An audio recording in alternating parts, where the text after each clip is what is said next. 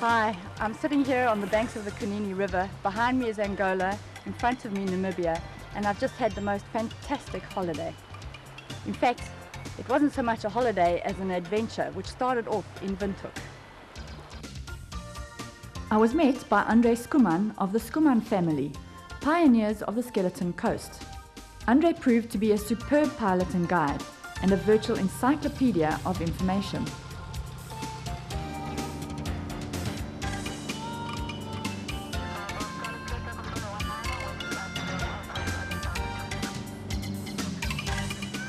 Soon we left the greenery of Windhoek behind and headed for the well-known Gamsberg Observatory. Our destination, Sossusvlei. Below, a petrified dune stood out as the only landmark for miles. The recent rain brought an unusual change to this landscape. To see pools of water scattered across the normally dry desert wilderness of Sossusvlei was a wonderful experience. Andre landed in what seemed to me like the middle of nowhere, so that we could explore the area on foot. The dunes surrounding Sossusvlei are said to be among the highest in the world.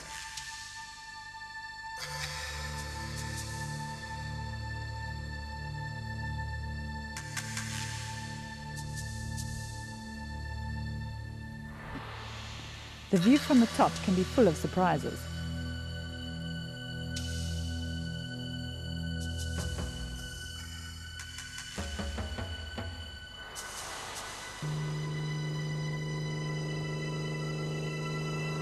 We headed back to the Cessna 210, escorted by 2 airport attendants, and I looked down, appreciating the fact that I was on a high-wing aircraft, ideal for taking photographs.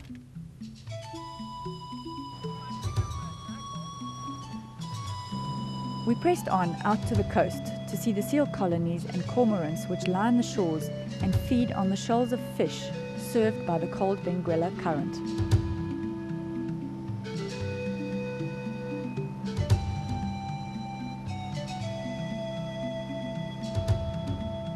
The Atlantic Ocean is known to have wreaked havoc along the coast, and there was many a shipwreck tossed on the beach to prove it.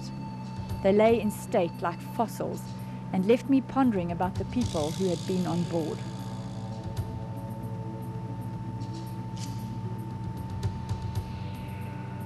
A flock of flamingos escorted us into Swakopmund. We met the rest of our group, a family from the UK, whose company we enjoyed for the rest of the trip.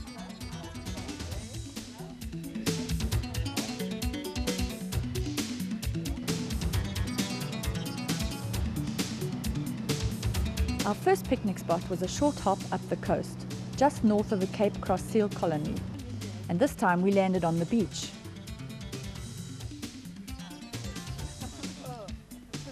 A light lunch of salads and cold meats was served literally on the wing, with a good view of the last metallic remains of the wreck of the Winston. The rusty cogs were a photographer's delight.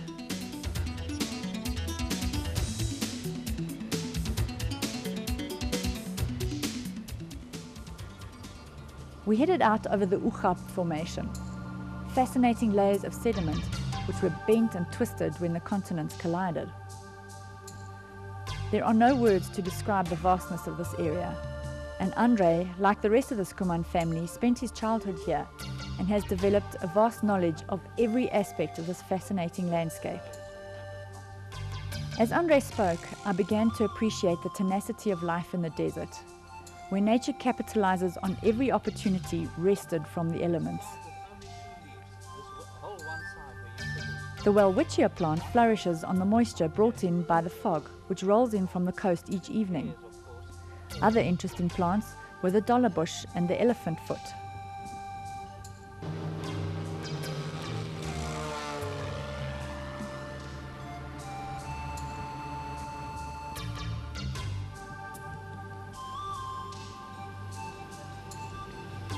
Creda's camp is built amongst the red lava formations of the Huab River. The red gravels contrasted starkly with the green lining of the riverine oasis. The accommodation in all the camps was neat, clean and comfortable, and the showers remarkably effective.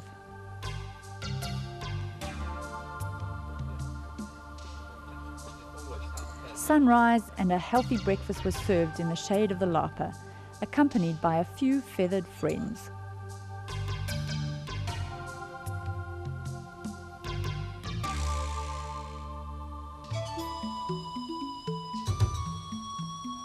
A short walk into the hills behind the camp once again unfolded more of the history of the area, the story of the Khoisan people and the caves in which they sheltered, the delicate blends of ochre, blood and plant juices that they used to do their rock art, especially when one considers the limited materials at their disposal.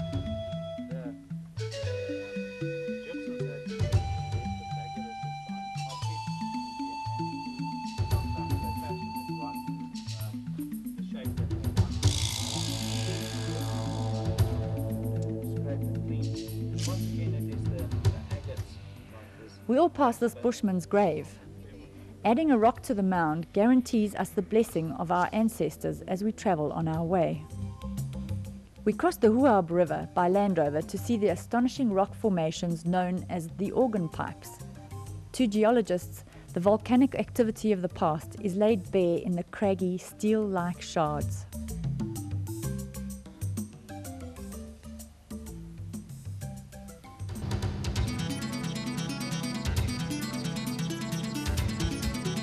We took to the sky again, heading northwards to Terrace Bay, where Andre had promised to show us the roaring dunes.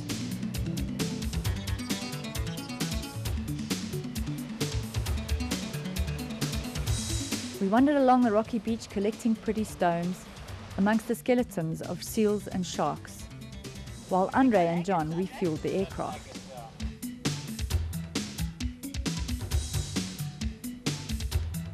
Andre lined us up, and as we moved, an eerie sound seemed to come from the sky above. Now we have a competition. Just like bombers. Yeah, it does. It's definitely bombers.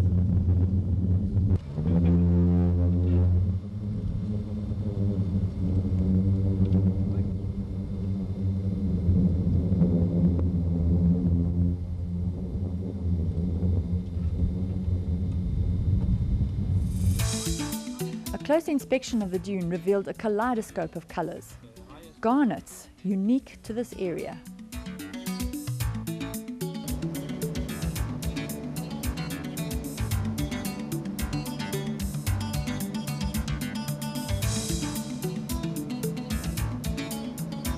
A formation takeoff saw us on our way to Puros Camp with its unique Makalani palm trees.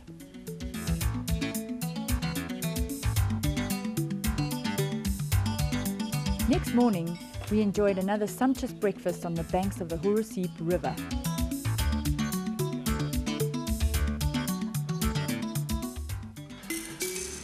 Next on the program, a scenic drive to trail the desert elephant.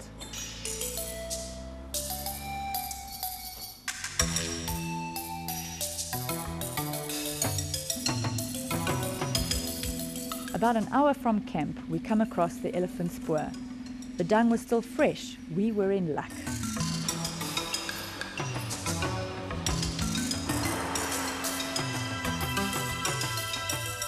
These animals travel almost 60 kilometers a day to reach water. They're the same species as the other elephant of Africa, but have adapted to survive the conditions of the Keukenveld. As we flew further and further north, I was struck once again with the enormity and isolation of the desert. We landed on this vast, wide open plain and headed by Land Rover to the next picnic spot, the only shade for miles under an ancient rock shelter.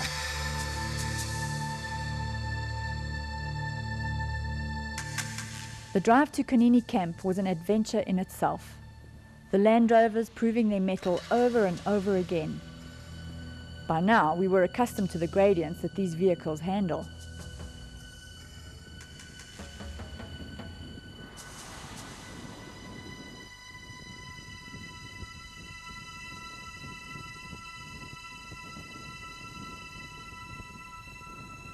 Ever aware of conservation issues, John and Andre were careful to stick to the soft sand, leaving the harder gravels, which take centuries to recover, undisturbed wherever possible.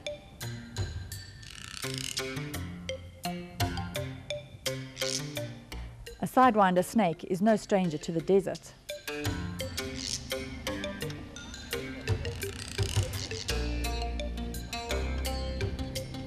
While we struggled to get our Land Rover out of the sand, a black-backed jackal viewed us with suspicion.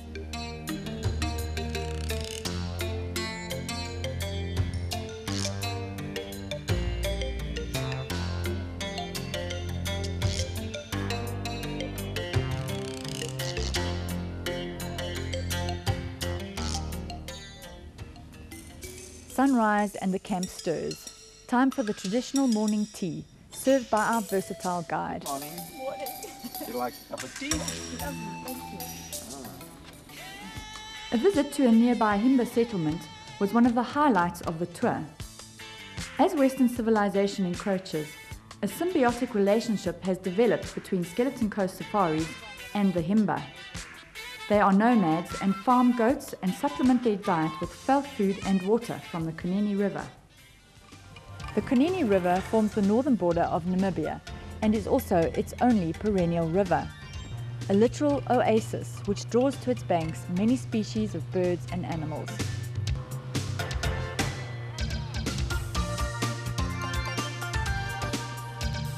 And it's here that our story ends.